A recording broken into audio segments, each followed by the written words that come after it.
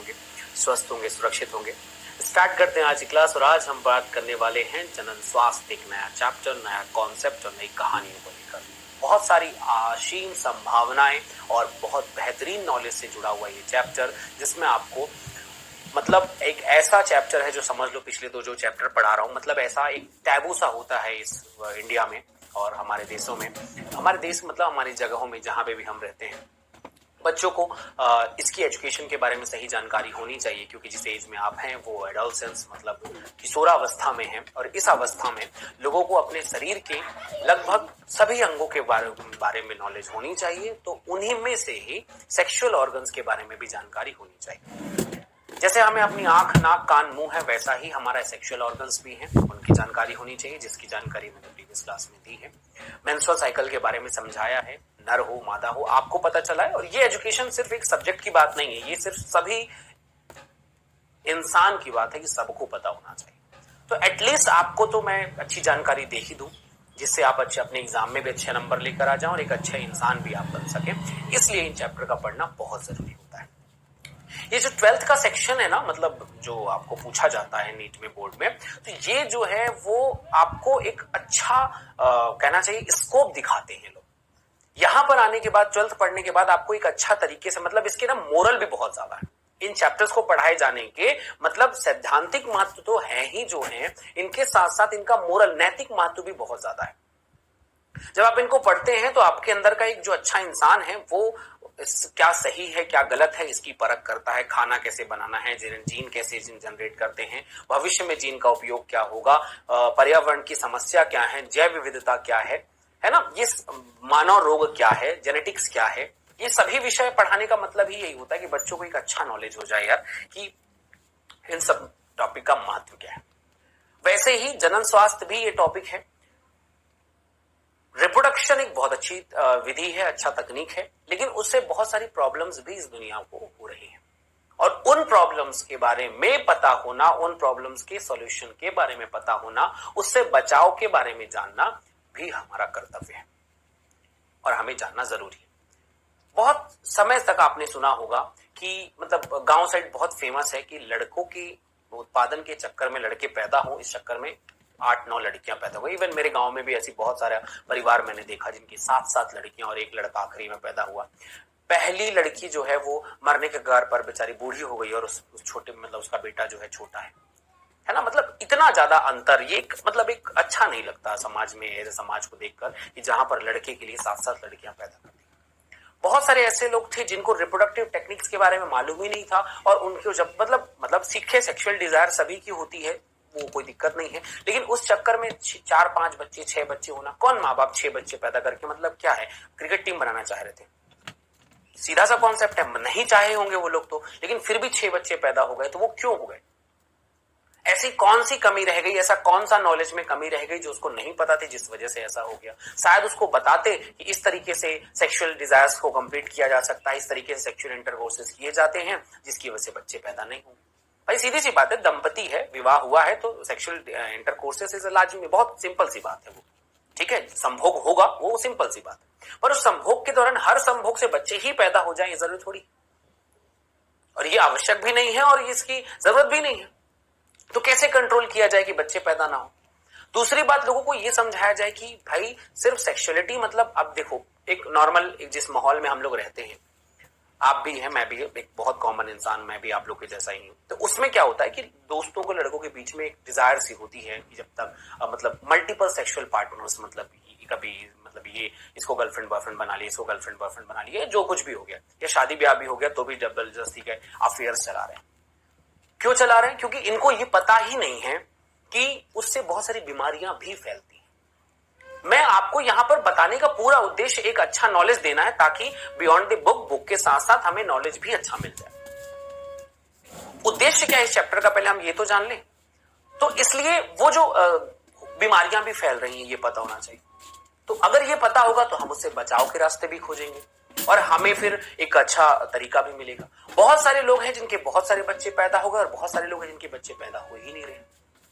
वो कैसे, मतलब जिनके नहीं हो रहे उनके कैसे करवाए जाएं और जिनके हो रहे हैं बहुत ज्यादा उनके रोके कैसे जाएं? सही एज क्या है शादी की? सही एज क्या है सेक्सुअल इंटरकोर्सेस करने की? और भी ऐसी बहुत सारे क्वेश्चन जो बच्चों के दिमाग में मतलब आते हैं, जो बच्चे मीन्स अब आप किशोरावस्था की उम्र में है तो इस उम्र में हजारों सवाल आते हैं, है ना। तो ऐसी बहुत सारी आदतें, हरकतें, जो कुछ भी हैं, जो लोगों के नजर में ये होती है कि इसे पता होना चाहिए कि ये सब चीजें हैं कि नहीं करके। ठीक है, इन सभी विषयों के बारे में मैं आज आपको डीप नॉलेज दूंगा, जो एक टैबू है, जो हम अपने बड़े भाई से, माता पिता से नहीं पूछ पाते हैं। हम पूछते हैं उनसे, अपने दोस्तों से, और वो दोस्त हमें ऐसा खतरनाक नॉलेज देके जाते हैं कि वो एकदम और भी हमें गर्त की तरफ लेकर जाते हैं। तो इसलिए अपने दोस्तों की बकवास बातों पे भरोसा करने से अच्छा है कि मैं आपको जो बता रहा हूं उस पर पूरा फोकस करें। मैं लगभग आपके सभी सवालों के जवाब देने की कोशिश करूंगा। स्टार्ट करते हैं। जनन स्वास्थ्य, ये बेहतरीन चैप्टर, बहुत इंटरेस्टिंग है। ध्यान से सुनेंगे कि इस चैप्टर का उद्देश्य क्या है और इस चैप्टर के महत्व क्या है। महत्व के हिसाब से अगर देखा जाए तो जनन और उससे संबंधित स्वास्थ्य, रिप्रोडक्टिव हेल्थ। अब ये दुनिया में बहुत सारे टाइप के हेल्थ है, मेंटल हेल्थ है, फिजिकल हेल्थ है, सोशल हेल्थ है। अब रिप्रोडक्टिव हेल्थ भी एक हेल्थ है, इसे डाला गया WHO के अनुसार।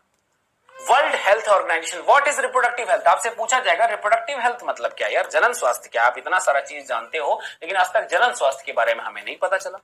जनन स्वास्थ्य क्या चीज है? तो बहुत सालों के परिणामों के बाद, 1000 प्रकार की डेफिनेशन बनाने के बाद वर्ल्ड हेल्थ ऑर्गेनाइजेशन WHO ने एक परिभाषा बनाई कि दुनिया में सामाजिक तौर पर आदमी अच्छा होना चाहिए, फिजिकल तौर पर, भौतिक तौर पर स्वस्थ होना चाहिए, मानसिक तौर पर स्वस्थ होना चाहिए, सामाजिक तौर पर स्वस्थ होना चाहिए, व्यवहारात्मक रूप से स्वस्थ होना चाहिए, और साथ ही साथ में जननिक परिदर्श के आधार पर भी वो स्वस्थ होना चाहिए। उसका जनन करने का जो कॉन्सेप्ट है वो भी सही होना चाहिए, उसको सही नॉलेज होना चाहिए। अगर कोई व्यक्ति के बारे में ये सभी परिदर्श में जो भी अगर वो सही तरीके से है तो वो एक हेल्दी व्यक्ति है और वो एकदम स्वस्थ व्यक्ति है। तो वह व्यक्ति जो दुनिया में स्वस्थ कौन कहलाएगा? Which one is a healthy person? जो है जो सोशल, फिजिकल, इमोशनल बिहेवियर, ठीक है, और at last one is reproductive तौर पर अगर फिट है, बीइंग फिट, बीइंग गुड अगर है तो वो रिप्रोडक्टिव जो व्यक्ति है वो हेल्दी व्यक्ति है। तो जनन स्वास्थ्य का अर्थ है कि जनन के सभी पहलुओं सहित, जनन के सभी पहलुओं सहित एक संपूर्ण स्वास्थ्य, अर्थात शारीरिक, भावनात्मक, शारीरिक मतलब वही फिजिकल, भावनात्मक मतलब जो मेंटल, व्यवहारात्मक बिहेवियर, तथा सामाजिक मतलब सोशल स्वास्थ्य का अर्थ है, स्वास्थ्य है कि जब भी एक व्यक्ति देखा जाए तो वेल बीइंग होना चाहिए, जनन के तौर पर भी, सामाजिक तौर पर भी, भौतिक तौर पर भी, शारीरिक तौर पर भी, व्यवहारात्मक तौर पर भी और भावात्मक तौर पर भी हर तरीके से स्वस्थ होकर व्यक्ति होगा तो हम उसे कहेंगे कि ठीक है भाई ये व्यक्ति स्वस्थ है। अब सवाल ये है कि इस दुनिया में कैसे इसके तरफ ध्यान गया लोगों का और क्यों लोगों ने इसकी महत्व को, मतलब इसको सोचा कि इस बारे में लोगों को पढ़ाना चाहिए, बताना चाहिए, एक जागरूकता आनी चाहिए। क्योंकि समस्याएं बहुत सारी थी भाई, समस्याएं बहुत सारी थी। आप अगर पाएंगे कि विश्व की पूरी इतिहास को अगर आप पढ़ेंगे तो आप ये पाएंगे कि सन 19वीं शताब्दी के बाद से विश्व में बहुत बहुत बड़े बड़े बदलाव हुए हैं। जनरली मैक्सिमम जो खोज हैं, परेशानियां हैं, ये सब इसी समय पे आई। अच्छी चीजें भी इसी समय पे जनरेट हुई हैं और बुरी चीजें भी इसी समय पे जनरेट हुई हैं। तो जहां पे विकास हुआ है तो वो थोड़ा सा कुछ नेगेटिव थॉट्स भी जनरेट हुए हैं और उन नेगेटिव थॉट्स के निपटान के लिए काम भी किए गए हैं। तो अगर हम ये देखें तो विश्व में एक समस्या थी कि जहां बच्चे, जैसे इंडिया में मैं आपको बताऊं कि इंडिया में आबादी 35 करोड़ थी आजादी के समय पे, और देखते देखते ही वो 10-15 सालों में जो है 40-45 करोड़ के आसपास होने लग गई, और वो 45 करोड़ के आसपास होने के बाद कुछ दिनों में वो 55-60 करोड़ 70 करोड़ के आसपास पहुंचना टच हो गई, और आज जो है हम लोग 130 करोड़ के आसपास में हमारी आबादी। तो ये जो 130 करोड़ की आबादी पहुंची, तो ये किसी न किसी मतलब सामान्य विषय से नहीं पहुंची, ये समस्या है एक प्रकार की। आज हमारे यहाँ बहुत सारे बच्चे पैदा होते हैं, उनमें कुपोषण का शिकार होता है। बहुत सारे बच्चे एक ही घर में पैदा हो जाते हैं, उन पर गरीबी, भुखमरी ऐसी समस्याएं बहुत सारी होती हैं। इसके अलावा लोगों को एड्स जैसी बीमारियां फैल रही हैं, लोगों को हेपेटाइटिस बी और भी मतलब जनन से संबंधित बीमारियां फैल रही हैं। 16-17 साल की उम्र में महिलाओं का शादी ब्याह कर दिया जा रहा है, लड़कियों के चक्कर में लड़कों के हजारों संख्या लड़कों के चक्कर में लड़कियों के पैदा किए जा रहे हैं और लड़कों के चक्कर में लड़कियों को मार भी दिया जा रहा है। ये सब क्या है? तो इन सभी परेशानियों के लिए विश्व में सबसे पहली बार भारत ने सबसे पहले सोचा, और ये सोचा 1951 में विश्व में सबसे पहले इंडिया ने इसके लिए एक प्लान लॉन्च किया, फैमिली प्लानिंग। कि भाई दुनिया में एक प्लान लॉन्च किया गया फैमिली प्लानिंग की, जो दुनिया में जो बच्चे पैदा हो रहे हैं उसको विदाउट प्लानिंग, हम हर एक चीज एक प्लानिंग के साथ करते हैं, हमारी फैमिली प्लानिंग नाम की कोई चीज नहीं है, हमारे अंदर कोई चीज है ही नहीं कि हम फैमिली प्लान करें कब बच्चे पैदा होने चाहिए। आजकल ये वर्ड बहुत कॉमन है कि हम शादी करेंगे फिर फैमिली प्लानिंग करेंगे। फैमिली प्लानिंग का मतलब ही बच्चे प्लान करना होता है, तो बच्चे प्लान कब करना है? अब मैक्सिमम लोगों का प्लान ही नहीं है, वो तो बस बेप्लान बच्चे पैदा हो गए तब पता चला ओ माय गॉड मैं बाप बन गया, मैं मां बन गई। मैक्सिमम लोग इस समस्या से ग्रसित हैं। तो जो फैमिली प्लानिंग करेंगे उनको पता होगा कि कब बच्चे पैदा करने, उनका देखभाल कैसे करना है, उनका खाना पीना कैसे देना है, उनको पढ़ाना कैसे, लिखाना कैसे, इज अ फैमिली प्लानिंग। माँ का ध्यान कैसे रखना है, बच्चे का ध्यान कैसे रखना है, माँ नौकरी में है तो नौकरी से छुट्टी लेगी, पिताजी ऐसा समय लगाएंगे, वगैरह वगैरह, ये जो कुछ भी होता है प्लानिंग है। लेकिन आज से पहले सोच के देखा जाए कि बहुत सारे, आपके साथ ऐसा नहीं, मेरे भी बहुत सारे ऐसे फ्रेंड्स हैं जो लोग बायोलॉजी से फील्ड से नहीं है, जो मेरे कांटेक्ट में नहीं है, उनमें भी ऐसी होगा 17-18 साल की, सॉरी 20-22 साल की उम्र में उन्होंने शादी कर ली, 23 साल आते आते उनका बच्चा पैदा होगा। उनसे पूछ ले मेंस्ट्रुअल साइकिल का क्या कॉन्सेप्ट है, कुछ नहीं पता।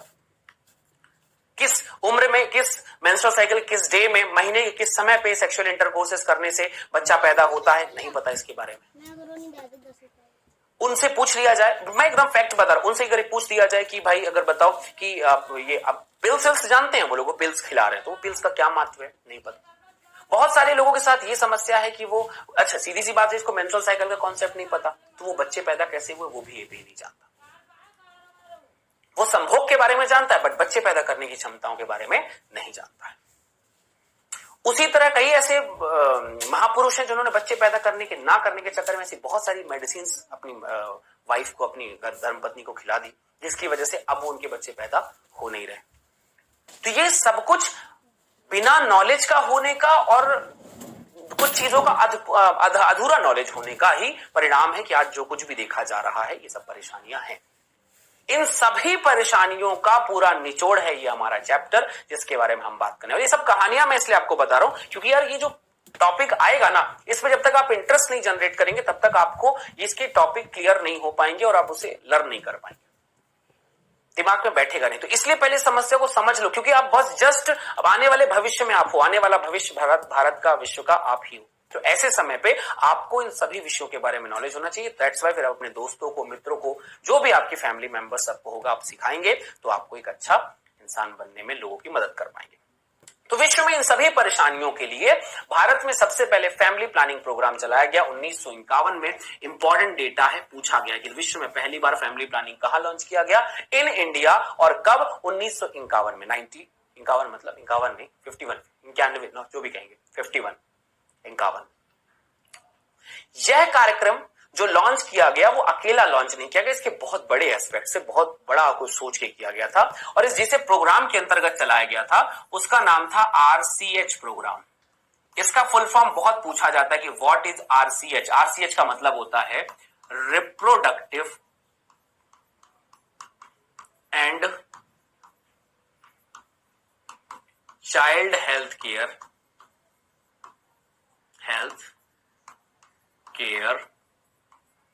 प्रोग्राम। बात समझ में आ रही है? तो बस आपके सामने ये कार्यक्रम आ जाता है कि जब भी आपसे पूछा जाएगा कि RCH क्या है, तो एक प्रोग्राम लॉन्च किया गया, RCH, reproductive and child health care programme. और ये जो चाइल्ड हेल्थ केयर प्रोग्राम है, इस प्रोग्राम के अंतर्गत याद रखना, ये जो चाइल्ड हेल्थ केयर प्रोग्राम है, इस प्रोग्राम के अंतर्गत फैमिली प्लानिंग लॉन्च किया गया। सबसे पहली बात, यह व्यापक स्तर पर जनन एवं बाल स्वास्थ्य सेवा कार्यक्रम RCH, जनन एवं बाल स्वास्थ्य सेवा कार्यक्रम, reproductive and child health care programme, एक प्रोग्राम था RCH जिसका नाम था। और इस प्रोग्राम के अंतर्गत लॉन्च किया गया कि भाई इसमें एक टॉपिक और ऐड कर दो 1991 में, फैमिली प्लानिंग, परिवार नियोजन। अब इस परिवार नियोजन का मुख्य उद्देश्य था क्या, क्या क्या किया गया, क्या क्या लोगों को बताया गया, क्या क्या समझाया गया, और इसके पीछे मतलब पूरा जो कार्यक्रम था वो क्या था। तो अब हम reproductive and child health care programme में आते हैं। तो जनन स्वास्थ्य एवं समस्या एवं कार्यनीतियां, हम यहां पर समस्या कार्य नीतियों के बारे में बात करेंगे और कौन कौन से इसके लिए रिजल्ट आए, क्या क्या वो बनाया गया, ये पॉइंट याद रखना। जो वर्ड लिखा हुआ है ये वही है सेक्सुअल एजुकेशन। सेक्स एजुकेशन ये एक ऐसा वर्ड जो लोगों के दिमाग में मतलब एक अजीब सा टैबू सा बन जाता है, मतलब हम इस वर्ड का उपयोग नहीं कर पाते अपने घर में, दोस्तों में भी एक अलग सी एक भावना आ जाती है, वो क्या है ये ऐसा करके। तो ऐसा कुछ नहीं होना चाहिए, बहुत सिंपल सी बात है। एक इमोशनल बिहेवियर एक बहुत बेहतरीन कॉन्सेप्ट है, इसके बारे में हमें पढ़ना है। तो दुनिया में इस कॉन्सेप्ट को लेकर लोगों तक पहुंचाया गया, बातें पहुंचाई गई, और उस बातों को पहुंचाने में सबसे पहला चीज ये हुआ कि हमने किया क्या क्या। पहले एक सामान्य कॉन्सेप्ट बता देता हूं, फिर मैं आपको यहाँ पर बताता हूँ कि हमने इस प्रोग्राम के अंतर्गत मुख्य उद्देश्य क्या था। इस उद्देश्य में सबसे पहली चीज है लोगों तक पहुंचना। कैसे पहुंचा जाए लोगों तक? लोगों तक उस समय टीवी वगैरह थी नहीं, फिर भी ऑडियो विजुअल जो दिख सकता है, सुन जा सकता है, रेडियो, पत्राचार, पेपर, पोस्टर्स आदि के माध्यम से प्रचार प्रसार करना। कुछ गवर्नमेंट में इसने पार्टिसिपेट किया और कुछ नॉन गवर्नमेंटल ऑर्गेनाइजेशन मतलब कुछ एनजीओज ने भी इसके लिए भाग लिया और उन्होंने भी इसको स्वस्थ कर मतलब इसको लोगों तक पहुंचाने में मदद की। इस कार्यक्रम के अंतर्गत लोगों को बताया गया कि यार शादी की उम्र जो है ना पहले 16 साल थी इंडिया में, पता है, फिर बाद में उसे 18 साल की गई महिलाओं की और 21 साल कर दी गई लड़कों की। इस कार्यक्रम के अंतर्गत लोगों को मां के देखभाल के बारे में बताया गया कि भाई post natal care and post natal mother की केयर भी करनी जरूरी है। ठीक है, मदर की भी केयर करनी बहुत जरूरी। मां को अच्छा न्यूट्रिशन मिलेगा तो बच्चा अच्छा न्यूट्रिशन होगा, बच्चा अच्छा पैदा होगा, बच्चा अच्छा बनेगा, फिर पैदा होगा तो उसको पोषण भी अच्छा देना है। क्या खाना देना चाहिए, जैसे 6 महीने तक कम से कम मिल्क फीड कराना चाहिए, सबको पता है। ये कौन से प्रोग्राम के अंतर्गत? आरसीएच के अंदर। बच्चे पैदा होते ही उनको बहुत सारे vaccine, BCG, MMR, mumps, rubella और मेजल्स, बीसीजी, इन सब का टीका जो लगाया जाता था, वो टीका क्यों लगाया जाता? ये प्रोग्राम के अंतर्गत। लोगों को सेक्सुअल एजुकेशन के बारे में बताना कि भाई सेक्सुअल एजुकेशन क्या है, किस किस वजह से इनसे बीमारियां कौन कौन सी फैलती हैं, एड्स जैसी बीमारियों की खतरनाक कंडीशंस के बारे में लोगों को बताना चाहिए। ये आरसीएच के प्रोग्राम के अंतर्गत ये सबसे पहली बात हुई कि श्रव्य और दृश्य, सुनी जा सकने वाली और दिखाई देने जा सकने वाली ऑडियो विजुअल और मुद्रित, जिसे पोस्टर बनाकर छापा जा सके, सरकारी तथा गैर सरकारी संगठन के बीच में जनन संबंधी पहलुओं के प्रति जागरूकता पैदा करने के लिए विभिन्न उपाय कर रहे हैं। हम ये विभिन्न उपायों को देख रहे हैं। पहला उपाय इनमें से जो सबसे आसान है, लोगों को शिक्षित करना। लोगों को शिक्षित करना, शिक्षित मतलब लोगों के बारे में लोगों को बताना, और खासकर उन लोगों को जो फर्टाइल पीरियड में है। फर्टाइल पीरियड मतलब वयस्क हैं, 12-13 साल से लेकर 50-55 साल की उम्र में। अब अगर आप जाके 2-4 साल 6 साल के बच्चे को जाके ये सिखाओगे तो भी बेवकूफ हो, अगर 55-60 साल के लोगों को जाके सिखाओगे तो भी बेवकूफ। कारण ये कि इन लोगों से कोई मतलब नहीं जनन का। जनन का मतलब तो 12-13 साल से स्टार्ट होकर 45 से 50-60 साल की उम्र के बीच में ही मुख्य होता है। तो इनको जाके सिखाना है, ठीक है, शिक्षित करना। विशेष रूप से जनन क्षम जोड़ी, वही कह रहा हूं, ऐसी जोड़ी को बताओ जो जनन सक्षम होते हो, और खासकर वे लोग जिनकी आयु विवाह योग्य है। जो जनन में सक्षम जोड़ी है उनको, जो खासकर जिनका विवाह हो गया है और या विवाह होने वाला है भविष्य में, उनको लोगों को बताना है कि यार अगर तुम जनन कर सकते हो, शुक्राणु जनन स्टार्ट हो गया, स्पर्मेटोजन स्टार्ट हो गया, यौवनारंभ हो गया, तो लोगों को जाकर बताना है कि क्या सही है और क्या गलत है। दूसरा पॉइंट, अगर वो जनन सक्षम जोड़ी है तो उन्हें यह बताना है कि कौन कौन से गर्भ निरोधक उपाय हैं, उन्हें कैसा उपयोग करना है और इनका क्या इफेक्ट है, क्या साइड इफेक्ट है और कैसे आप इसे उपयोग कर सकते हैं। तो सबसे पहले उनको यह बताना है कि जन्म नियंत्रण के बारे में बताना है, गर्भ निरोधक कॉन्ट्रासेप्टिव मेथड के बारे में बताना है कि कॉन्ट्रासेप्टिव मेथड का आप उपयोग कैसे कर सकते हैं अगर वो जननक्षम जोड़ी है। तो धर्म पत्नी है, पति है, धर्म पति है, ये सब जो लोग हैं उनके बीच में आपस में कैसे गर्भ निरोधक चीजों का उपयोग किया जा सकता है, इस बारे में लोगों को बताना, सही तरीके के बारे में बताना। जैसे कॉन्डम जैसे वर्ड जो होते हैं ना, वो बहुत फेमस है, लोगों को पता है तो है। इसके अलावा भी बहुत सारे कुछ पिल्स हैं, आई पिल्स वगैरह जो होते हैं। इसके अलावा बहुत सारे प्रकार के और भी वॉल्ट हैं, नसबंदी है, लोगों को इसके बारे में जानकारी देना। जैसे नसबंदी के बारे में आज भी बहुत सारे गांव में जो है ना डर फैला हुआ रहता है, इससे ये हो जाएगा, उससे ये हो जाएगा, इससे ये हो जाएगा, बट लोगों को बताना क्या सेफ है। इसके अलावा जो है गर्भवती महिलाओं की माताओं की जो है देखभाल करना। पहला चीज तो ये कोशिश करना कि यार मतलब अनवांटेड बच्चे पैदा हो ही ना, जो आपको जरूरत नहीं है, जब आपको कोई प्लान नहीं है, जब आपको कोई नीड नहीं है, तो बच्चे पैदा ना हो। पहली चीज तो फिर भी अगर बच्चा हो रहा है तो यार स्वस्थ बच्चा पैदा हो, माँ की देखभाल करनी है। ऐसी बहुत सारी समस्याएं जहां पर बच्चे देते समय गर्भवती महिलाएं या माताएं जो हैं वो मृत्यु को प्राप्त हो जाती हैं। उनको बचाना, उनको न्यूट्रिशन देना हमारा काम है। इसके अलावा माँ और बच्चे की प्रसवोत्तर पोस्टनेटल केयर, मतलब पहली बात तो ये कि माँ की देखभाल करना, क्योंकि माँ को जो खाना पीना दोगे वही बच्चे तक पहुंचेगा तो उसका स्वास्थ्य अच्छा बनेगा। दूसरी बात ये, अगर उसका अच्छा स्वास्थ्य है तो माँ और बच्चे का प्रसव के बाद भी देखभाल करना यार, कि बच्चा पैदा अगर हो गया तो माँ को क्या पोषण देना है, कैसे देना है, बच्चे को क्या, जैसे माँ को घर पे ही जो है प्रेगनेंसी के समय पे, प्रसव के समय पे घर पे रखे हुए, ऐसी कोई यहाँ पे गांव देहात की कोई भी महिला जो थोड़ा बहुत नॉलेज है उसको लेकर आ गए। प्लासेंटा को काटते समय कैंची से, चाकू से काट दिए, ब्लेड से काट दिए, इन्फेक्शन के चांसेस बढ़ जाते हैं और बहुत सारी महिलाएं इस वजह से खत्म हो जाती हैं।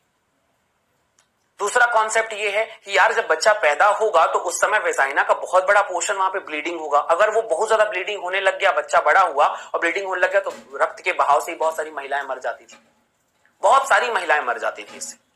उस बीच में अगर मान लो प्लासेंटा अगर का बीच में कहीं पर भी वो अम्बिलिकल कॉर्ड थोड़ा बहुत बच्चों में फंस गया तो वो फंसा हुआ खींचेगा बच्चा बाहर, तो वो भी बच्चा मर जाएगा। समझ आ रही बात? फिर उस परिस्थिति को भगवान के रूप में दे देना, यार ये गलत बात है ना, लेकिन फिर सही तरीके से किया जा सकता था। फिर अगर मान लो, मतलब ये कॉन्सेप्ट गलत है, ज्यादा ब्लीडिंग हो गई तो समस्या हो गई।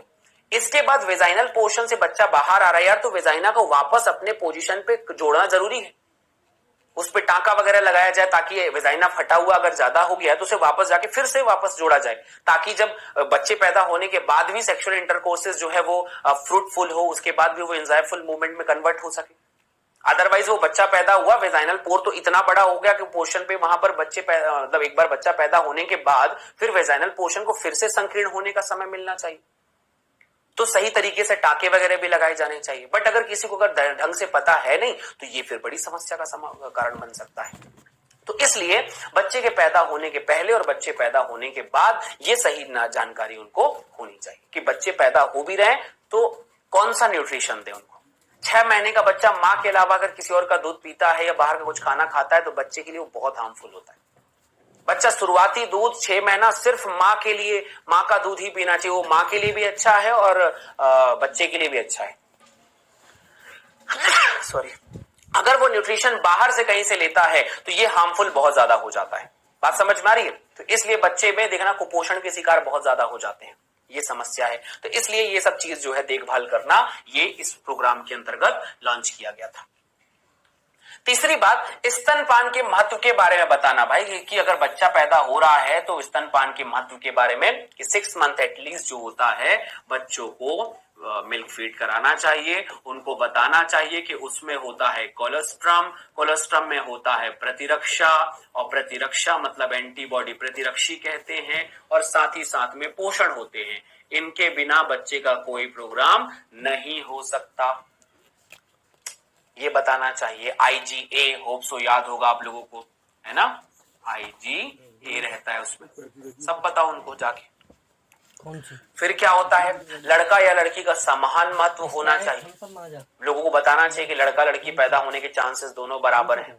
पुरुष का योगदान है इसमें, महिलाओं का नहीं। महिलाओं को ना मारा जाए, बच्चे पैदा होते ही जो महिलाओं को मार देते हैं वो समस्या है, बताना चाहिए लोगों को इस बारे में। समान अवसर देने की जानकारियां आदि से जागरूक स्वास्थ्य परिवार का निर्माण होगा। एक ऐसा परिवार निर्माण होगा, एक ऐसा समाज बनेगा जो जागरूक रहेगा, समझदार रहेगा और अपने बच्चों के बारे में, अपने भविष्य के बारे में जानता रहेगा। इसके बाद अनियंत्रित जनसंख्या वृद्धि। अनियंत्रित जनसंख्या वृद्धि से होने वाली हानि, समस्याएं, सामाजिक उत्पीड़न जैसे कि भुखमरी, गरीबी, ठीक है, ये सारी समस्याएं जो होती हैं, यौन दुरुपयोग, यौन संबंधी अपराध आदि के बारे में जागरूकता पैदा होना चाहिए। ठीक है, बहुत सारे सामाजिक उत्पीड़न जो होते हैं, जैसे यौन संबंधी जो मैं कह रहा हूँ दुरुपयोग, यौन दुरुपयोग मतलब जैसे कई लोगों को देखना कि बड़े बड़े जो लोग होते हैं बच्चों के साथ में कई बार बोलते हैं कि सेक्सुअल इंटरकोर्स, उन्हें बलात्कार कर दिया, ये समस्या है। क्या कारण है कि आखिर भारत जैसे देश में, इतने बड़े देश में जहां पर लोग, वहां पर बलात्कार का भी केस बहुत ज्यादा होता है? कारण ये है कि अचानक से हमने अपने बच्चों को, मतलब हमारे जो, हम भी बच्चे में ही आते हैं, हालांकि हमने बच्चों को, जो भी हमारे आसपास के जो दोस्त हैं, यार हैं, उनको हमने सही नॉलेज नहीं दी। उनको आज भी फीमेल ब्रेस्ट और फीमेल बॉडी देखकर उनको एकदम ऐसा अट्रैक्शन होता है कि वो उसकी तरफ एकदम ऐसा क्या बोलना चाहिए, बहुत बुरी नजर से देखते हैं। ठीक है, तो अगर वो बता दिए इज अ नॉर्मल पोजीशन, वो ऐसा नहीं, वो फीमेल पूरी दुनिया की जितनी भी फीमेल है सबके पास एक ही टाइप का ब्रेस्ट होता है, मतलब is a common nature. Female vagina कोई बहुत बड़ी चीज नहीं है, वो एक नॉर्मल बिहेवियर है, वो सबके पास होता है। उसे एक ऐसा नॉलेज दो भाई कि लोगों को बताए, वो एकदम मतलब ना एकदम कुछ नहीं जानता, क्यूरियोसिटी इस टाइप की, ऐसा उसमें अंदर एकदम भावना आ जाती कि बहुत अद्भुत चीज है कोई।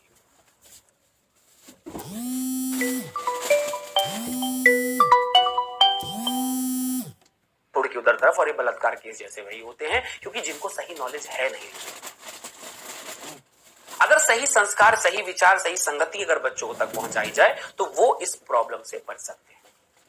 ठीक है, मतलब इंडिया पे जैसे मतलब बहुत सारे टाइप में, कई बार सुना होगा आप लोगों ने, पोर्नोग्राफी जैसा जो कंटेंट है वर्ल्ड में, इंडिया में हालांकि मोस्ट ऑफ द बहुत सारे समय तक बैन भी है, लेकिन बहुत हद तक नहीं बोलना चाहिए, पूरी तरह से बैन तो नहीं, लेकिन बैन है। मूवीज में दिखाई जाने वाला कॉन्सेप्ट यहाँ वहां जो है, वो उस पर थोड़ा सा बैन सा लगना चाहिए, क्योंकि बच्चों को वो सब देख के जो है ना एक भावनाएं आती है, और वो भावनाएं जो है उनको प्रेरित करती हैं। अब जो बड़ा है उसको कोई फर्क नहीं पड़ता, बट उनको क्लियर होना चाहिए भाई which one is a 80+ content and which one is a 80- content. 18 साल के ऊपर के बच्चों को क्या दिखाई देना चाहिए, 18 साल से कम नहीं क्या दिखाई देना चाहिए। अगर दिखाई देना भी चाहिए तो उसने कह दिया कि 18 साल से ऊपर के लिए है, तो बच्चा क्या बोलेगा, हाँ मैं 12 साल का हूं नहीं दिखूंगा, मैं 13 साल का हूं नहीं, वो दिखेगा ही। तो उसके दिमाग में ये सब चीजें आ जाती। और ये इंडिया का रेशियो है कि बहुत सारे जो ब्रूटल्स, बहुत ज्यादा खतरनाक टाइप के जो रेप होते हैं, वो 17, 18, 17, 14, 15, 16, 20, 22 साल के बच्चे लोग कर देते हैं। कारण क्या है कि उनके दिमाग में उस चीज के लिए एक अजीब ही ख्याली पुलाव पक रहा है। उस पुलाव को हटाने की जरूरत है, उसको उस ख्याल को हटाने की जरूरत है, और वो एजुकेशन से ही संभव हो सकता है। इसलिए लोगों को बताना जरूरी। यौन संबंधी अपराध के बारे में लोगों को बताना चाहिए कि यार अपराध क्या होता है, ठीक है, कैसे सेक्सुअल, बच्चों के साथ में जो सेक्सुअल एजुकेशन उनको देनी चाहिए कि बच्चे गुड टच बैड टच को जान सके, सही नॉलेज दिया जाए, ताकि हम बच्चों को जाकर अगर ये सिखाएंगे कि ये गुड टच बैड टच होता है, इस तरह से अंकल बुरी तरह से छूते हैं तो इनको ऐसा करो वैसा करो, मारो पीटो, तो ये बच्चों के बचपनों के साथ खिलवाड़ होगा। क्यों ना हम एक ऐसा समाज तैयार करें जो बड़े लोग ऐसा करने के बारे में सोचे ही ना।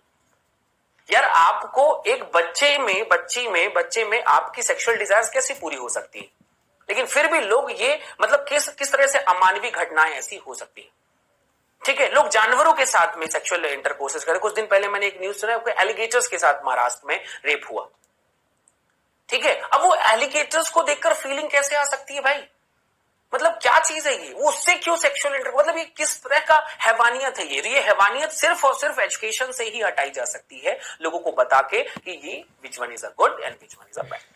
तो ये लोगों को बताना जरूरी है, यौन अपराध के बारे में बताना जरूरी है, इससे होने वाली सजा के बारे में बताना जरूरी है, और इससे संबंधित बिहेवियर के बारे में बताना जरूरी है। जब तक आप इसके बिहेवियर के बारे में लोगों को नहीं बताएंगे तो कहानी सब लोगों तक क्लियर नहीं पहुंचेगी।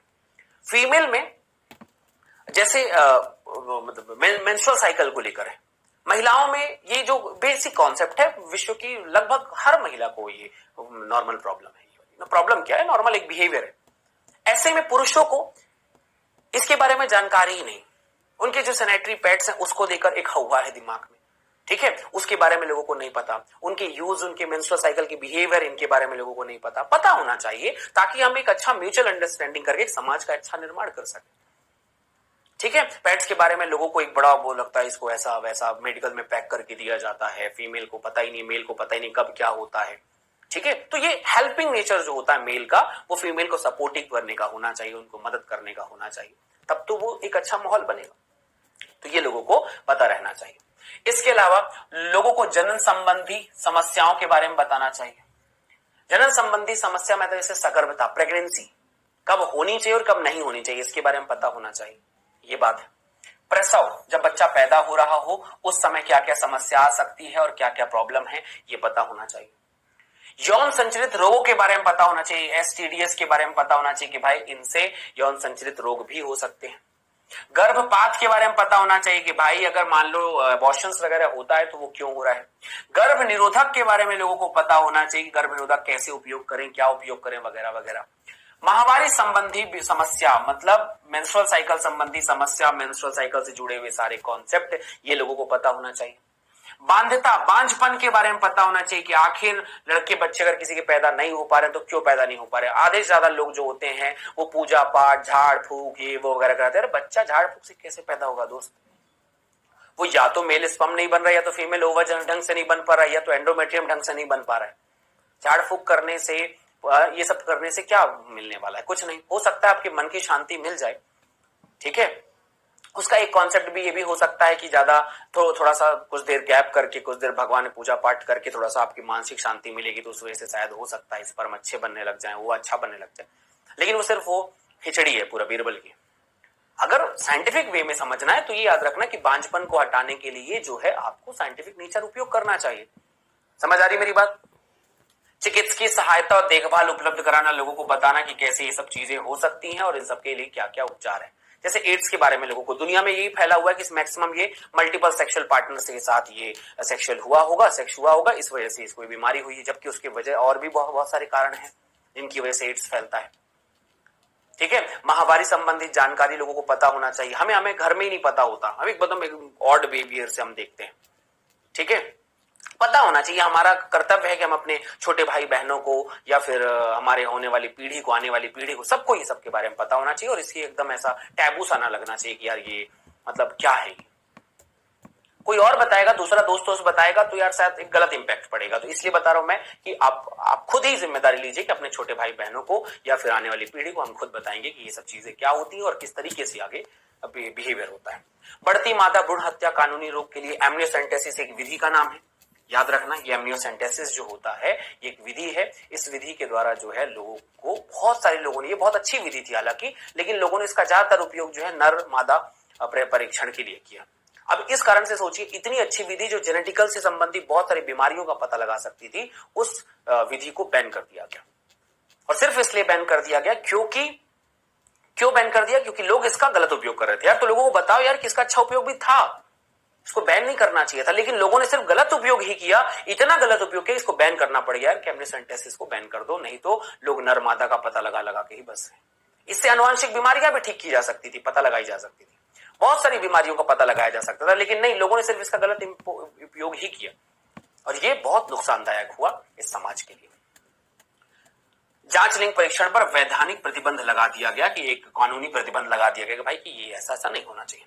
व्यापक बाल प्रतिरक्षीकरण, मैसिव चाइल्ड इम्यूनाइजेशन, जिसे अपन MMR कहते हैं, ये भी मम्स नामक बीमारी के लिए, मीजल्स नामक बीमारी के लिए, रूबेला नामक बीमारी के लिए इसको बनाया गया। PCG का टीका लगाया गया ट्यूबरकुलोसिस के लिए, और भी बहुत सारी बीमारियां आजकल, जैसे आप कोरोना की वैक्सीन देख रहे हैं, सब टीका बच्चों को लगाया गया ताकि जो बच्चे पैदा हो रहे हैं, पोलियो का टीका दिया जाता है 5 साल की उम्र तक, आपने देखा होगा, ड्रॉप पिलाई जाती है, टिटनेस का टीका, ये सब कुछ क्यों हुआ? लोगों को अच्छे स्वास्थ्य बच्चे पैदा करने के लिए। टीका आदि कुछ महत्वपूर्ण कार्यक्रमों को भी शामिल किया गया ताकि लोगों के अंदर एक अच्छा बिहेवियर जाग सके कि हाँ भाई एक अच्छी चीज है, इसका अच्छा कॉन्सेप्ट है। अगले क्रम में पहुंचते हैं तो ये सारा कॉन्सेप्ट, मतलब मैंने बहुत सारी कहानियां आपको समझा दी, लेकिन ओवरऑल कॉन्सेप्ट का मतलब यही था कि हमने क्या किया है भाई। तो WHO ने, फिर से एक बार हॉल रिवीजन करा देता हूं मैं आप लोगों का, ध्यान से सुनिएगा। वर्ल्ड हेल्थ ऑर्गेनाइजेशन ने क्या कहा कि दुनिया को शारीरिक, भावात्मक, व्यवहारात्मक, सामाजिक, स्वास्थ्य और सभी जनन संबंधी समस्याओं से अलग एक पहलू जो बनता है उसे स्वस्थ व्यक्ति कहते हैं। विश्व में सबसे पहली बार भारत में RCH प्रोग्राम चलाया गया, reproductive and child health care programme. इस प्रोग्राम के अंतर्गत एक प्लान बनाया गया जिसका नाम था फैमिली प्लानिंग, जो 1951 मतलब 51 पे लॉन्च किया गया। इस प्रोग्राम के अंतर्गत सबसे बड़ी बात यह थी कि लोगों को ये बताना कि लोगों तक बातों को पहुंचाना। कैसे पहुंचाया जाएगा? ऑडियो विजुअल, मतलब देखने वाला, सुनने वाला, छपाई वाला, पोस्टर आदि के माध्यम से लोगों तक सही जानकारी पहुंचाना है, जागरूकता पहुंचाना है। इसको पहुंचाने के लिए सरकारी तथा गैर सरकारी NGO तथा गवर्नमेंटल जो संस्थाएं हैं उनका उपयोग किया गया कि लोगों तक सही जानकारी पहुंचाएंगे।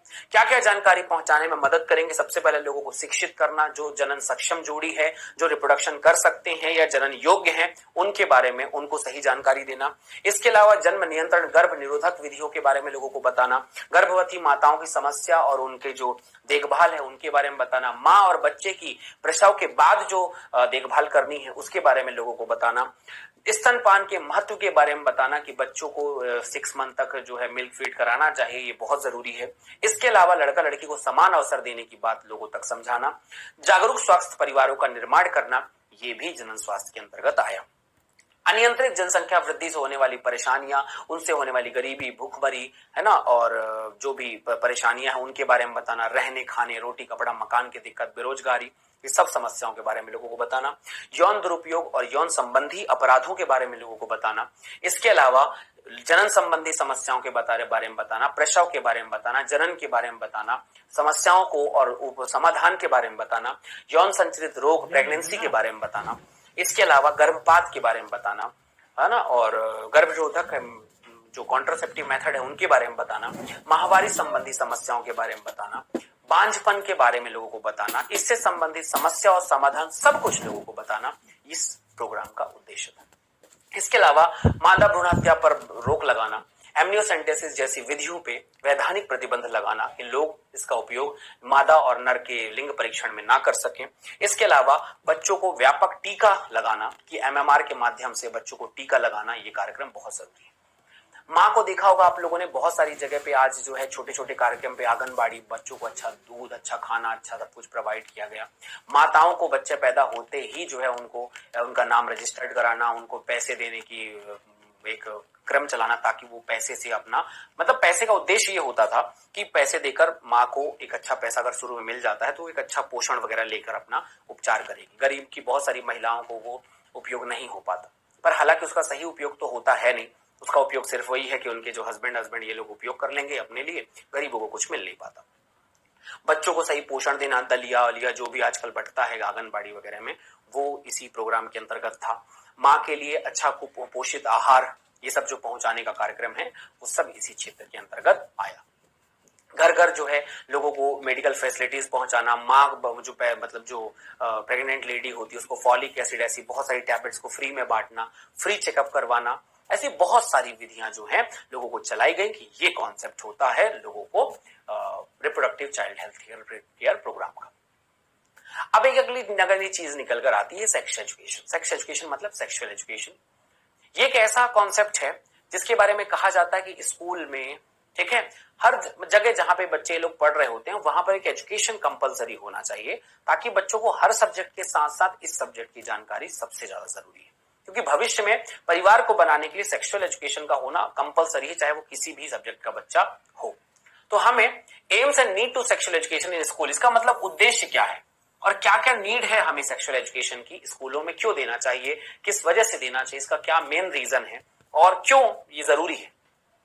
सेक्सुअल एजुकेशन की सबसे बड़ी बात है विद्यालय में यौन शिक्षा की पढ़ाई को बढ़ावा दिया जाना चाहिए। लोगों को पता होना चाहिए कि हमारा शरीर कैसे बिहेव करता है और ये कैसे जनन करता है, ठीक है, इसका क्या उद्देश्य है। लोगों को जनन के बारे में बताना, किशोरावस्था के बारे में बताना, उससे संबंधित परिवर्तन के बारे में बताना, माँ बाप को बच्चों के साथ या टीचर्स को, इसको मतलब टीचर्स को बड़ी आसानी से बच्चों को बता सकता है ये सब कॉन्सेप्ट, जैसे मैं आपको बता रहा हूं, ताकि लोगों को पता हो भाई किशोरावस्था में ये पर दाढ़ी मूंछ आती है, पिंपल्स आते हैं, एक्नेज आने लग जाते हैं कई बार, है ना, शरीर में बाल वगैरह आने शुरू हो जाते हैं। फीमेल में मेल को सेक्सुअल रिप्रोडक्ट मतलब फीमेल अपोजिट सेक्स की तरफ अट्रैक्शन होता है, फीमेल को मेल की तरफ अट्रैक्शन होता है, बहुत सारी ऐसी सेक्सुअल डिजायर्स जनरेट होती है, लोगों को पता होना चाहिए। फीमेल में मेंस्ट्रुअल साइकिल आना शुरू होता है, तो ये सारा कॉन्सेप्ट लोगों को पता होना चाहिए। किशोरावस्था संबंधित परिवर्तन, सुरक्षित और स्वस्थ यौन क्रियाएं, इसके बारे में बताना चाहिए कि फीमेल और मेल आखिर किस तरीके से सबसे सुरक्षित यौन क्रिया कैसे हो सकती है। सेक्सुअल एजुकेशन का एकमात्र उद्देश्य नहीं लोगों को सेक्सुअलिटी के बारे में बताना, लोगों को सही गलत भी बताना। मैक्सिमम 90%, 99% मतलब एक अच्छा पढ़ा लिखा इंसान भी जो है ना सुरक्षित यौन क्रियाओं के बारे में नहीं पता उसे, कैसे बीमारियों से बचा जा सके जनन के द्वारा, कैसे रिप्रोडक्शन के दौरान कैसे एक स्वस्थ यौन क्रिया क्या हो सकती है, लोगों को नहीं पता है। इसके अलावा यौन संचरित रोग एड्स के बारे में लोगों को जानकारी बताना कि भाई देखो सेक्सुअल एजुकेशन सिर्फ डिजायर्स पूरी करने के लिए एक अच्छा अनुभव भी हो सकता है और ये एक बहुत बुरा अनुभव भी आपके लिए जीवन में हो सकता है। तो इस अच्छे और बुरे अनुभव दोनों को मिलाकर जो आप बनाते हैं वो आपकी लाइफ है और उस हिसाब से आप इसे मेंटेन करिए। इसके अलावा विशेष रूप से किशोर आयु वर्ग में जनन संबंधी स्वस्थ जीवन के बिताने में सहायक हो सकती है। मतलब एक सबसे ज्यादा डिस्ट्रक्शन किस में होता है? किशोर अवस्था में 12-13 साल से लेकर 18-19 साल की उम्र तक, जब तक ब्याह शादी नहीं हो जाती। और तब तक वो जो है अपने जीवन में ऐसी बहुत सारी घटनाओं से घटित हो चुका होता है उसके साथ, जिसके लिए वो बेचारा परेशान हो सकता है। तो इसलिए उसको ये बताना बहुत जरूरी है कि यार कि क्या सही तरीका था और क्या बुरा तरीका था, कैसे आप उसे कंट्रोल कर सकते हैं, कैसे नहीं कर सकते। ये सारा कॉन्सेप्ट आपको हेल्प करेगा। ठीक है, उम्मीद है बहुत बेहतरीन समझ में आ रहा होगा कि सेक्सुअल एजुकेशन का उद्देश्य है क्या, लोगों को सही इंटर कोर्सेस जानकारी, उससे होने वाली समस्याएं, परेशानियां, समाधान, निजात सब कुछ बताना और जनन संबंधी स्वस्थ जीवन जीने के लिए लोगों को समझाना। किसी एक सामान्य इंसान को अगर आप ऐसे ही जाकर किसी तरह समझाओगे ना तो उतना नहीं समझ पाएगा, लेकिन एक पढ़ा लिखा इंसान स्कूलों में बहुत आसानी से इसे समझाया जा सकता है और लोगों को पता होना चाहिए। दुख की बात ये इसलिए नहीं क्योंकि मतलब बहुत सारे इंजीनियर, डॉक्टर, मतलब डॉक्टर तो मान लो बायोलॉजी अगर पढ़ा है तो मान लो कुछ हद तक समझ जाएगा, लेकिन मैक्सिमम बायोलॉजी वाले भी इसको नहीं जानते, सीखा ही नहीं उन्होंने कभी। बहुत सारे ऐसी र्यूमर्स दिमाग में रहते हैं, ऐसा होता है, वैसा होता है, ये होता है, जैसे वर्जिनिटी को लेकर साइन सब पढ़ लिए, लेकिन लोगों को अभी भी शक नहीं, भरोसा नहीं उस वर्जिनिटी वाले साइन पे कि हाइमन जो है वो टूट भी सकता है और फिर भी बन सकता है, उसका वर्जिनिटी से कोई लेना देना नहीं पता है लोगों को, लेकिन फिर भी उसकी वजह से साइन है। फर्स्ट ब्रीडिंग हुई तभी लोगों को लगता है कि वो वर्जिन है, अदरवाइज वो वर्जिन नहीं है। तो ये जो कॉन्सेप्ट है ये क्यों चल रहा है? क्योंकि लोगों को जानकारी है ही नहीं सब चीजों के बारे में। इसलिए जानकारी रखो तो आप भविष्य में एक अच्छे नागरिक बन सकते हो। ठीक है, बहुत बढ़िया। ये सारा कारण हुआ, जनसंख्या समस्या, सब कुछ मैं आपको बता दिया। आरसीएच का प्रोग्राम क्या था, सेक्सुअल एजुकेशन का महत्व क्या था। अब सबसे बड़ी चीज जो निकल कर आई पिछले 10-12 मतलब क्या बोलना चाहिए 1-2 सदियों के बीच में, 40-50 साल के आसपास में, वो ये था कि जनन का सबसे बड़ा जो रौद्र रूप दिखाई दिया वो था पॉपुलेशन, जनसंख्या वृद्धि, जनसंख्या की समस्या और जनसंख्या का कॉन्सेप्ट। ये देश है, सभी लोग देख रहे हैं, कुछ बांग्लादेश, कुछ कहीं और देश, कहीं भारत, हर जगह यही स्टेट, यही परिस्थिति देखी है आपने। ये इतनी सारी जनसंख्या को पैदा करके हम करना क्या चाहते हैं? विश्व में आज हमारी आबादी 130 करोड़ के आसपास में है और विश्व का हर 6वां-7वां आदमी भारतीय है। इतनी तेजी से बढ़ती हुई भारतीय वृद्धि आबादी को हम मतलब क्यों बढ़ा रहे हैं? क्या कारण है इस वृद्धि का और क्यों इसको रोका नहीं जा रहा है? अमेरिका जैसा देश मतलब इतना बड़ा, हमसे 3-4 गुना आदि मतलब लंबाई क्षेत्रफल में बड़ा होगा और हमारे एक छोटा सा स्टेट है, मान लो बिहार, यूपी, इसके बराबर वहां का आबादी है। क्यों ऐसा हो? तो इसके पीछे रीजन बहुत सारे हैं। हालांकि प्रकृति भी हमें सपोर्ट करती है आबादी पैदा करने, बच्चे पैदा करने में, लेकिन बहुत हद तक हमारा खुद का जो दिमाग है वो इसके लिए बहुत ज्यादा कहना चाहिए जिम्मेदार है। तो किस तरीके से ये डेटा मैं आपको बताता हूं, और वो भी आज से 22-23 साल पहले का डेटा मैं आपको बता रहा हूं। ठीक है, अभी का डेटा नहीं है, ये बहुत साल पहले का डेटा है। अब अगर देखा जाए सर 1900 ईस्वी में, ठीक है, मतलब 2000 के आसपास, सन 2000 की विश्व की जनसंख्या 19वीं सदी में जो है 2 अरब के आसपास में थी। 2 अरब के आसपास मतलब 2000 जो है मिलियन के आसपास में थी। जो मात्र 100 सालों में, सोचो विश्व इतनी दुनिया इतने सालों से है इस दुनिया में, मतलब कितना है, अलग अलग धर्मों में अलग अलग कॉन्सेप्ट इसका लिखा हुआ है। फिलहाल फिर भी मान लिया जाए तो, अगर मान लो दुनिया में मान लिया जाए तो विश्व की मतलब बायोलॉजी के हिसाब से मनुष्य की आबादी जो है वो 75,000-70,000 साल पहले से इस दुनिया में रह रहे हैं हम। ठीक है, 60-65 हजार साल तो फिर भी हम मान लेते हैं। अब ये 60-65 हजार साल से हम लोग यहां पर इस दुनिया में हैं और हमारी आबादी 19वीं सदी तक 2 अरब के आसपास में थी और मात्र 100 सालों में ये आबादी जो है 6 अरब के आसपास हो गई। और मैं आपको बताऊं कि 2011 या 12 के आसपास में जो 11 में सेंसस हुआ था, सर्वेक्षण हुआ था, और 2020-22 आते आते तो मेरे हिसाब से ये 7 अरब 8 हजार अरब के आसपास में डेफिनेटली पहुंच गई। देश की आजादी के समय मतलब 1950 के आसपास 350 मिलियन मतलब 35 करोड़ के आसपास आबादी थी हमारी, और सन 2000 के आसपास में जो है ये आबादी 1 अरब के आसपास में, मतलब दुनिया में 6 अरब आबादी और हमारी आबादी 1 अरब। अभी जो है 1 अरब 30 करोड़ के आसपास में आबादी हमारी है, और मतलब आज दुनिया का हर 6ठा आदमी भारतीय है इस दुनिया में। ये कॉन्सेप्ट चलता है। इतनी आबादी जो तेजी से बढ़ रही है, ये आबादी का परसेंटेज जो है देखा जाए भारत में तो लगभग 1.7% है। 1.7% है, मतलब 1000 व्यक्तियों में हर साल जो है वो 17 व्यक्ति बढ़ जाते हैं। 17 व्यक्ति उस आबादी में प्लस हो जाते हैं, बढ़ जाते हैं। ये कॉन्सेप्ट है 1.7% की आबादी। यद्यपि इस वृद्धि दर से 33 वर्षों में माना जाता है कि दौरान हमारी जो जनसंख्या है वो दोगुनी हो सकती है, और ये दोगुनी जनसंख्या का मतलब आप समझते हैं, विश्व में हाहाकार मच जाएगा। और ये परेशानी क्या आएंगी? इन परेशानियों का सबसे बड़ा पॉइंट ये होता है कि अगर ये आबादी बढ़ेगी तो हमें बहुत सारी परेशानियां होंगी। इसका मेन रीजन क्या होगा? सोचो, क्यों आबादी इतनी बढ़ रही है? इसके पीछे रीजन क्या है? आबादी बढ़ने के पीछे रीजन बहुत सारे हैं, और उन्हीं रीजन में से एक रीजन ये है कि हम जब जनसंख्या बढ़ा रहे हैं तो इसके पीछे क्या रीजन है? सबसे पहली बात, मृत्यु दर में तीव्र गिरावट। हम इसको साइंस की नजर से ही देखेंगे कि हमने मेडिकल फैसिलिटीज और लोगों को इतनी सारी अच्छी सुविधाएं दे दी कि लोगों की जो मरने की दर है वो कम हो गई है। इसके अलावा मातृ मृत्यु दर की ये जो होता है मदर मोर्टेलिटी रेट, ये भी कम हो गई। पहले माँ जो होती थी वो बहुत हद तक जो है बच्चे पैदा करते करते खत्म हो जाती थी, एमएमआर इसे हम कहते हैं, मदर मोर्टेलिटी रेट, एमएमआर। लेकिन अब जो है वो मेडिकल फैसिलिटीज की वजह से जो है वो नहीं हो रही है, तो ये भी आबादी को बढ़ने का कारण है। शिशु मृत्यु दर, इन्फेंट मोर्टेलिटी रेट, आईएमआर इसको अपन कहते हैं, और आईएमआर जो होता है ये भी पहले बहुत सारे बच्चे पैदा मर जाते थे तो इस वजह से उतनी आबादी को ज्यादा बढ़ती थी नहीं, लेकिन अब आईएमआर भी कम हो गया है, अब बच्चे भी नहीं मर रहे हैं, ये भी आबादी का रीजन हो सकता है। मतलब लोग मर नहीं रहे हैं और पैदा भरपूर हो रहे हैं। जनन आयु के लोगों की संख्या में वृद्धि, मतलब हमारे यहाँ 65% लोग माना जाता है कि युवा हैं और जनन कर सकते हैं। तो जब युवा युवा ही है इस दुनिया में तो आबादी तो बढ़ेगी। जैसे जापान की आबादी कम हो रही, कारण ये कि वहां पे ज्यादातर बूढ़ों का देश कहा जाता है। वहां के लोग इतना काम, इतना टेक्नोलॉजी में बिजी रहते हैं कि उनको जनन करने का समय नहीं रहता। ठीक है, तो ये सारे रीजन इसके होते हैं जिसको हमको पढ़ना है, जिसको हमको देखना है, जानना है, परखना है। समझ में आ रही मेरी बात? तो ये कॉन्सेप्ट हमारे हिसाब से ये बहुत बढ़िया तरीके से चलता है। ठीक है, ये कारण है। इसके अलावा इस प्रकार की चेतावनी पूर्व वृद्धि से मूलभूत आवश्यकताओं का नितांत अभाव हो सकता है, बहुत ज्यादा अभाव हो रहा है। इससे अन्न, आवास, कपड़े आदि आदि की समस्याएं हो रही हैं, और ये सारी समस्याएं हमारे लिए बहुत ज्यादा चुनौतीपूर्ण है, बहुत सारी परेशानियों का कारण बनता है।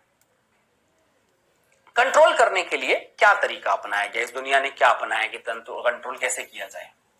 कंट्रोल करने के लिए लोगों को सबसे पहला गर्भ निरोधक उपायों के बारे में बताया गया कि गर्भ निरोधक उपाय आप अपना सकते हैं।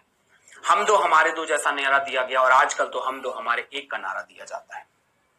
इसके अलावा विवाह की वैधानिक आयु को 18 वर्ष से कम कर दी गई, कम थी जो उसको बढ़ाकर 18 वर्ष की गई, और महिलाओं में जो है 18 वर्ष और पुरुषों में इसे 21 साल कर दिया गया। पहले ही 16 साल, 17 साल, 18 साल के आसपास में था, इसे बढ़ाया गया। तो इन सबको बढ़ाने से क्या होता है, आबादी का एक बहुत बड़ा हिस्सा जो है ना वो अभी विवाह योग्य नहीं हुआ था, तो इससे भी थोड़ा सा आबादी को कम करने के पीछे मदद मिली। ठीक है, तो ये सारा रीजन हमें ध्यान पे रखना है कि ये किस तरह से हुआ, कैसे हुआ, वगैरह वगैरह, कहां चीजें हुई। बाकी फिर कॉन्सेप्ट को फिर हम लोग बताएंगे। सो 1 मिनट रिवीजन हम लोग कर लेते हैं। हमने आज क्या क्या पढ़ा है? हमने आज मुख्य रूप से ये देखा है कि गर्भ निरोधक युक्ति क्या है, RCH के बारे में मैंने बताया, reproductive and child health care programme, और आपका सेक्स एजुकेशन के बारे में मैंने आपको बताया। ठीक है, सेक्स एजुकेशन क्या चीज होती है, और सबसे लास्ट में आपको मैंने बताया पॉपुलेशन की क्या समस्या है, और नेक्स्ट क्लास में फिर हम ये देखेंगे कि पॉपुलेशन को कंट्रोल कैसे किया जा सकता है। मुझे उम्मीद है आपको ये टॉपिक बिल्कुल समझ में आया होगा, कहीं पर भी कोई दिक्कत नहीं होगी। फिर पॉइंट को आगे बात करते हैं। ठीक है, चलिए कुछ क्विज कर लेते हैं इसके ऊपर में और देखते हैं। चलिए बच्चा लोग कुछ क्विज कर लेते हैं इसके ऊपर में, क्वेश्चंस बनाते हैं। देखिएगा अपने पॉइंट को और बहुत क्लियर तरीके से बताइएगा कि आपको ये पता है कि नहीं पता। पढ़ाया गया है, कुछ चीजें ऊपर नीचे होंगी जो थोड़ा बहुत इधर उधर की हैं, तो कोई दिक्कत की बात नहीं। नीट के लिए आपको कहीं से भी क्वेश्चन आ सकते हैं, जो आपको पता हो वो भी और ना पता हो तो भी, दोनों आपको प्रश्न बनाने ही बनाने है ना। तो पहला प्रश्न आपके सामने बेटा, इनमें से कौन सा हार्मोनल आईयूडी है? अब आपको पढ़ाया गया है कि आईयूडी मतलब अभी आप अगले टॉपिक में आपको मिल जाएगा ये, लेकिन फिलहाल आईयूडी क्या होता है? Intrauterine devices. ठीक है, तो अपने हिसाब से कोई भी टिक अपने हिसाब से मार दो, जो भी मन करे, है ना। फिलहाल मैं आपको पढ़ा देता हूं, नेक्स्ट क्लास में तो वैसे डिस्कस करूंगा मैं इसको। इसे हम हिंदी में, इंग्लिश में कहते हैं बेटा इंट्रा यूटेराइन डिवाइसेस। ठीक है। और आपको ये डिवाइसेस ऐसे ही पढ़ने हैं कि जो मतलब कहना चाहिए पॉइंट है आपका वो ऐसे ही बनने चाहिए। जब आप इसको पढ़ें तो थोड़ा सा इंग्लिश आपको पढ़ना ही पड़ेगा कि डिवाइसेस इनके पास में क्या क्या है। तो इसमें से हार्मोन कौन कौन रिलीज करता है, तो फिलहाल पॉइंट ये बनता है कि अगर मान लो आपसे पूछा जाए हार्मोन कौन कौन रिलीज करता है, पहला पॉइंट है इनमें से किसके पास में कॉपर है, ये आपसे पूछा जा सकता है। और इनमें से कौन कौन से नॉन मेडिकेटेड मतलब बिना केमिकल के केटेड है, नॉन मेडिकेटेड कौन कौन है। तो डायरेक्टली पॉइंट याद रख लेना कि इसमें एक आता है लिपिस लूप। लिपिस लूप जो है वो नॉन मेडिकेटेड है। कॉपर रिलीजिंग करने वाला जो है वो कॉपर टी है, कॉपर 7 है। और इसके अलावा जो है मल्टी लोड, क्या कहते हैं हम इसे, यहां पर इसे मल्टी लोड 375। और जो हमारे पास हार्मोन रिलीज करने वाले हैं इनमें से आता है प्रोजेस्टेरेट और LNG20, ये दो होते हैं। ठीक है, तो अब आपके सामने अगर नहीं भी पढ़ा हुआ है तो आपके सामने ऑप्शन अब तो क्लियर है भाई कि हार्मोनल आयोडीज जो है वो मल्टीलोड 370 है, प्रोजेस्टेरेट जो होता है यहां पर आता है। ये दोनों जो है Multiload 375 copper T copper releasing है। दूसरा प्रश्न आपके सामने ये पढ़ाया गया आप लोगों को, परिवार नियोजन कार्यक्रम कब शुरू हुआ था, यह प्रश्न का जवाब देना है। ये सारे प्रश्न आपको नीट के लिए एकदम बेहतर तैयार करवा देंगे। सारे क्वेश्चन जो अभी तक पूछे गए हैं उन्हीं के इर्द गिर्द सारे क्वेश्चन मैं भी आपसे पूछ रहा हूं। परिवार नियोजन कार्यक्रम कब शुरू हुआ था, कब शुरू हुआ था भाई, आपको क्या लगता है? 1991 में, 2020 में, 1960 में, 1980 में, 1990, क्या लगता है आपको? डेफिनेटली 1991 में, 1951 में परिवार नियोजन कार्यक्रम जिस प्रोग्राम के अंतर्गत चलाया गया था उसका नाम था RCH। प्रश्न बनाते समय मतलब उसके पीछे का बैकग्राउंड भी आपको क्लियर होना चाहिए कि RCH मतलब reproductive and child health care programme, इस तकनीक के अंतर्गत ये कार्यक्रम चलाया गया था और इस हिसाब से चीजें आगे बढ़ी थी। ठीक, तो ये हमारा दूसरा प्रश्न होगा कि परिवार नियोजन कार्यक्रम कब शुरू हुआ था। 1991 में शुरू हुआ था। 91 मतलब 91 नहीं, 51 में शुरू हुआ था और RCH प्रोग्राम था। इसके अंतर्गत जितने भी प्रावधान थे क्वेश्चन बनाते समय खुद से रिवीजन कर लेना। तीसरा प्रश्न, अब बड़े प्रश्न है, अच्छे प्रश्न है, ध्यान से सुनिएगा। निम्न में से कौन सा कथन सही है, इनमें से कौन सा कथन आपको लगता है कि वो जो सही है? परिवार नियोजन कार्यक्रम 1951 में 51 में आरंभ किया गया, क्या ये बात सही है? हो सकता है। WHO के अनुसार जनन स्वास्थ्य के आशय जनन के शारीरिक, भावात्मक, व्यवहारात्मक और सामाजिक पहलुओं को समुचित रूप से ठीक होना है, क्या ये बात सही है? सहेली लखनऊ CDRI में विकसित हुई थी, क्या ये बात सही है? या एमनियोसेंटेसिस पर प्रतिबंध नहीं लगना चाहिए क्योंकि यह भ्रूण के लिए लिंग पता लगाने का परीक्षण काम करता है, क्या लगता है आपका? A ऑप्शन होगा, B ऑप्शन होगा, C ऑप्शन होगा या D ऑप्शन होगा? कितने आंसर इनमें से आपको सही लग रहे हैं आप बता सकते हैं मुझे, इनमें से कौन सा आंसर आपको एकदम कथन सही लग रहा है, बताइए। ठीक है, देखो भाई वैसे तो आंसर इसमें से मुझे जो लग रहे हैं वो कथन सही है बताना है तो परिवार नियोजन कार्यक्रम 1951 में स्टार्ट किया गया था। WHO के अनुसार जनन स्वास्थ्य कार्यक्रम सही, भावात्मक, व्यवहारात्मक, सामाजिक पहलुओं को समुचित रूप से ठीक होना, ये भी बात भी मुझे कुछ हद तक या बहुत हद तक सही लग रही है। सहेली लखनऊ CDRI में बना था, सेंट्रल ड्रग रिसर्च इंस्टीट्यूट में बना था, तो मेरे हिसाब से C आंसर इसका परफेक्ट होगा। पहला, दूसरा एंड तीसरा सही जवाब है। चौथा बस गलत है क्योंकि एमनियोसेंटेसिस पर प्रतिबंध लगना चाहिए क्योंकि यह लिंग निर्धारण को फिक्स करवाता है, लिंग निर्धारण इसकी वजह से होता है, दैट्स व्हाई ये आंसर गलत हो जाता है। प्रश्न क्रमांक चौथा, चौथे नंबर का प्रश्न आपके सामने है। अब आप बताइएगा इनमें से एमनियोसेंटेसिस पढ़ाया गया है आपको का तकनीक का उपयोग किस तरह से होता है। मैंने पहले ही बताया था कि एमनियोसेंटेसिस लिंग परीक्षण के लिए जरूरी है, क्रोमोसोमल डिसऑर्डर के लिए जरूरी है, इसके अलावा कुछ मेटाबॉलिक डिसऑर्डर जैसे एल्केप्टोन्यूरिया, फिनाइलकीटोन्यूरिया, इनका भी पता लगाया जा सकता है। फिलहाल तकनीक का उपयोग होता है किस लिए होता है? भ्रूण में अमीनो अम्ल उपापचय के दुष्प्रभाव को ज्ञात करने के लिए, क्या ये बात सही है? मनुष्य में हृदय संबंधी बीमारियों का पता लगाने के लिए, या भ्रूण में किसी भी प्रकार का आनुवांशिक असामान्यताओं को जानने के लिए? आपको क्या लगता है कि इनमें से क्या किया जा सकता होगा एमनियोसेंटेसिस में? अगर कोई विधि एमनियोसेंटेसिस है, ठीक है, हमने एकदम क्लियरली पढ़ा हुआ है कि एमनियोसेंटेसिस जो है वो विधि क्या है, किस तरीके से काम करती है। एमनियोसेंटेसिस एक बहुत प्रॉपर बढ़िया विधि है जिससे लिंग निर्धारण करके कुछ लोग उसका दुरुपयोग भी करते हैं, पर उससे कुछ आनुवांशिक विकार का भी पता लग सकता है। क्योंकि क्रोमोसोम्स की सहायता से आपको कौन कौन से क्रोमोसोमल डिसऑर्डर होने वाले हैं वो भी आपको सब पता चल जाता है। इसके बाद जो चीज निकल कर आती है वो ये है कि इससे आपको मेटाबॉलिक डिसऑर्डर हो पता चल सकते हैं, जैसे फिनाइल कीटोन्यूरिया, एल्कैप्टोन्यूरिया। तो इसलिए सही जवाब जो मेरे हिसाब से बनेगा वो सी आंसर है कि किसी भी प्रकार के आनुवांशिक असामान्यताओं को जानने के लिए इसका पता लगाया जा सकता है और नहीं। समझ आ रही बात? तो ये ऑप्शन क्वेश्चन नंबर चौथा का सी ऑप्शन एकदम परफेक्ट होगा। अब हम इस हिसाब से पहुंचते हैं क्वेश्चन नंबर 5 की तरफ में। 5वें नंबर का प्रश्न क्या है? इस प्रश्न को भी मतलब प्रश्न को सिर्फ बनाना नहीं है, फील करना है कि यह प्रश्न एग्जैक्टली है क्या और किस तरीके से ये का सही जवाब क्यों है, बाकी जो गलत है वो गलत क्यों है, ये जो सही है वो सही क्यों है। ऐसा सारा प्रश्न आपको बनाना होता है। समाज में जनन स्वास्थ्य को सुधारा जा सकता है, हो सकता है। विद्यालय में यौन शिक्षा का आरंभ करके स्वास्थ्य को सुधारा जा सकता है क्या? चिकित्सकीय सहायता को बढ़ाकर किया जा सकता है क्या? गर्भ निरोधक और एसटीडी के बारे में जागरूकता लाकर किया जा सकता है क्या? नर और मादा बच्चों में समान अवसर देकर या भ्रांतियों और गलत धारणाओं को प्रोत्साहित कर। आपको क्या लगता है कि इसमें से क्या क्या मेथड है जिसके द्वारा ये सारी प्रक्रियाएं सुधर सकती हैं, जिसके द्वारा ये जो आपका जनन स्वास्थ्य रिप्रोडक्टिव हेल्थ है वो मेंटेन हो सकता है? कैसे? इनमें से कौन सा मेथड है जो रोक सकता है?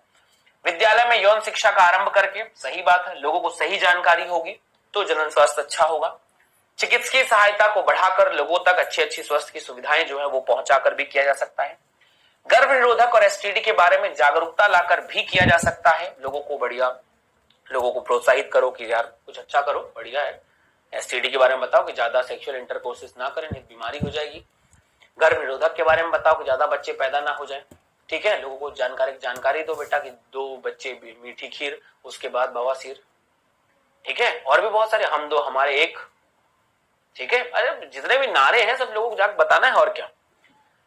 चौथा पॉइंट, नर और मादा बच्चों को समान अवसर देकर, क्या ये भी जनन स्वास्थ्य के लिए जरूरी है? हाँ बिल्कुल जरूरी है। नर और मादा को समान अवसर दोगे तो एक अच्छे समाज की परिकल्पना की जा सकती है, अच्छा समाज पैदा होगा। भ्रांतियों और गलत धारणाओं को प्रोत्साहित करोगे तो गलत हो जाएगा, इसलिए वी ऑप्शन बस मेरे हिसाब से गलत है, बाकी सारे ऑप्शन सही है। तो जिसमें वी लिखा हो उसको हटा दो, इसमें वी लिखा हुआ है हटा दो इसको, इसमें वी लिखा हुआ है इसको हटा दो, इसमें वी लिखा हुआ है इसको हटा दो। 5वां ऑप्शन जो है इसमें से सही नहीं है, बाकी पहला, दूसरा, तीसरा, चौथा ऑप्शन जो है एकदम सही लग रहा है हमको, इसलिए C option is the right answer for this question. क्या कहती है बच्चा पार्टी? सही कह रहा हूं मैं? बिल्कुल सही कह रहा हूं मैं, और ये प्रश्न बिल्कुल सही है। नर और मादा बच्चों में समान अवसर देकर, ये तो सही बात है। मतलब ये तो हमने पढ़ाई है ना यार, reproductive and child health care programme में आपको क्या क्या करना होता है तो पता होना चाहिए। 6वें नंबर का प्रश्न, प्रश्न क्रमांक 6, यह भी बहुत बार एग्जाम वगैरह में पूछा गया कि आरसीएच का अर्थ है क्या? आरसीएच का क्या अर्थ है? रूटीन चेकअप फॉर हेल्थ, क्या इसे हम आरसीएच कहते हैं? या फिर हम इसे रिप्रोडक्टिव कम हाइजीन, रिप्रोडक्शन कम हाइजीन इसे कहते हैं? या फिर हम कहते हैं रिवर्सिबल कॉन्ट्रासेप्टिव हैजार्ड्स इसे अपन कहते हैं?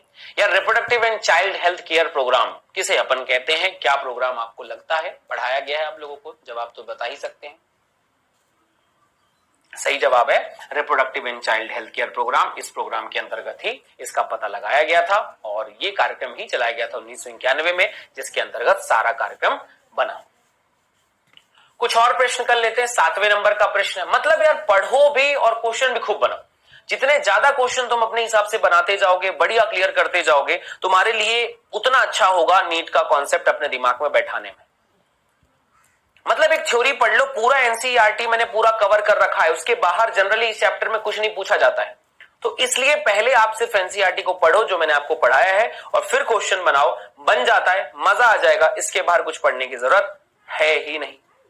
अगला प्रश्न, नीचे दिए गए कथनों को पढ़ें और सही विकल्प चुनें। ऐसे प्रश्न आजकल बहुत आ रहे हैं, इसलिए डाला गया है। नीट में पिछले साल तक ऐसे प्रश्न नहीं आते थे, लेकिन अब जो है ऐसे प्रश्न आने लग गए हैं। तो असर्शन रीजन प्रश्न आता है, इसलिए इसको तैयार रखिएगा। एमनियोसेंटेसिस का अक्सर दुरुपयोग होता है।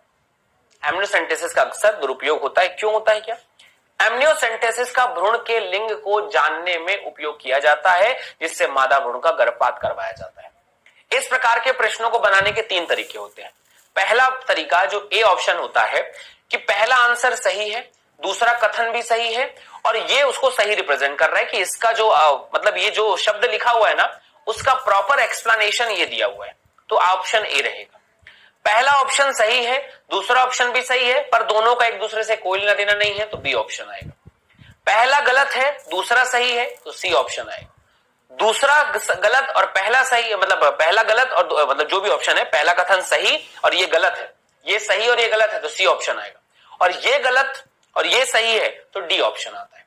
ऐसा लगाया जाता है। अगर आपको ये ना दिया हो ना, तब भी याद रखना कि इस प्रकार के प्रश्नों को बनाने के लिए ऐसे ही शब्द उपयोग किए जाते हैं कि पहला दो कथन लिखे हुए, अगर दोनों सही है और पहले शब्द का सही एक्सप्लेनेशन सेकेंड वर्ड में है, तो ए ऑप्शन होगा। अगर पहला सही है, दूसरा सही है, लेकिन दोनों का एक दूसरे से कोई एक्सप्लेनेशन संबंध नहीं है, तो बी ऑप्शन होगा। पहला सही है, दूसरा गलत है, तो सी ऑप्शन होगा। पहला गलत और दूसरा सही है, तो इसे अपन कहते हैं डी ऑप्शन। तो बताइए आपको क्या लगता है, इसमें से सही कथन है? बिल्कुल, कथन पहला सही है, ए और दोनों सही कथन है, और जो ए कथन दो है, कथन एक का सही एक्सप्लेनेशन है। क्यों अक्सर दुरुपयोग होता है? क्योंकि लोग इसमें मादा का जनन मतलब जो भी हेल्थ है उसके बारे में पता लगा लेते हैं, मादा के बारे में पता लगा लेते हैं, इसलिए वो गर्भपात करवा दिया जाता है, और ये परेशानी सबसे बड़ी परेशानी है प्रश्न क्रमांक 7वें की। समझ में आई होगी मेरी बात, होप सो आप लोगों को, और कहानियां एकदम क्लियर हो गई। ठीक है, चलिए अगले प्रश्न की तरफ में आते हैं। प्रश्न क्रमांक 8, क्वेश्चन नंबर 8, कौन से कथन सही है इनमें से? आपको क्या लगता है?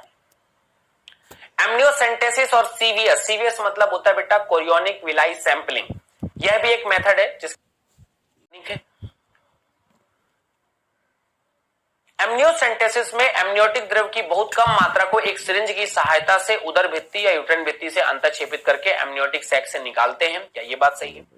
सीवीएस में मादा के सर्विक्स और वेजाइना द्वारा यूट्रस में कैथेटर को डालकर प्लासेंटा से फीटल टिश्यू की बहुत कम मात्रा को निकाला जाता है। क्या ये बात सही है? सही बात सही है, उपरोक्त सभी सही है बेटा। सीवीसी मतलब कोरियोनिक विलाई सैंपलिंग में कैथेटर डाल के प्लासेंटा के टिश्यू को निकाल लेते हैं, दैट्स व्हाई विलाई सैंपलिंग कहते हैं इसको। एमनियोसेंटेसिस में एमनियोटिक द्रव को निकाल लेते हैं, और दोनों के द्वारा जो होता है फीटस के विकार, फीटस की अच्छाई, फीटस की बुराई, सब कुछ जानने का जो अधिकार है वो इसमें होता है। तो इस तरह से ये प्रश्न यहां पर बन जाते हैं। तो मैंने 8 प्रश्न आपको करवा दिए हैं, और इन 8 प्रश्नों को करने के बाद होप सो आप लोगों को एकदम क्लियर हो गया होगा कि हमें चैप्टर में क्या क्या पढ़ना है। जितनी भी देर आप लोग इसको पढ़ रहे हैं, उतना देर अब आप खुद से रिवीजन करें, खुद से पॉइंट को बनाएं, रिवीजन करें। बायोलॉजी में इतना आपको पढ़ना बहुत जरूरी था।